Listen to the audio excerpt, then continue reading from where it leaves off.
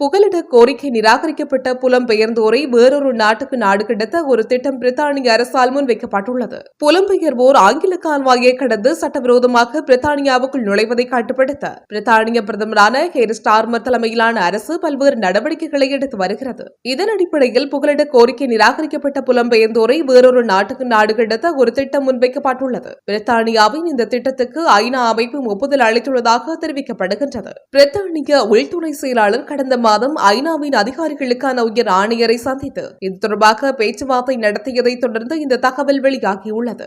நாடு கடத்தப்படும் புலம்பெயர்ந்தோரின் நலன் தொடர்பில் ஐநா அமைப்பு சில பரிந்துரைகளை முன்வைத்துள்ளது என்றாலும் பிரித்தானியாவை பொறுத்தவரை பிரித்தானியாவுக்குள் எப்படியாவது நுழைந்துவிட வேண்டும் என்ற நோக்கில் வரும் புலம்பெயர்ந்தோருக்கு இத்தகைய நாடு கடத்தல் நடவடிக்கைகள் தயக்கத்தை ஏற்படுத்தலாம் என்பதால் இத்திட்டம் புலம்பெயர்ந்தோரை கட்டுப்படுத்த முயற்சிகள் மேற்கொண்டு வரும் பிரித்தானியாவுக்கு கிடைத்துள்ள ஒரு வெற்றியாகவே கருதப்படுகின்றமை குறிப்பிடத்தக்கது.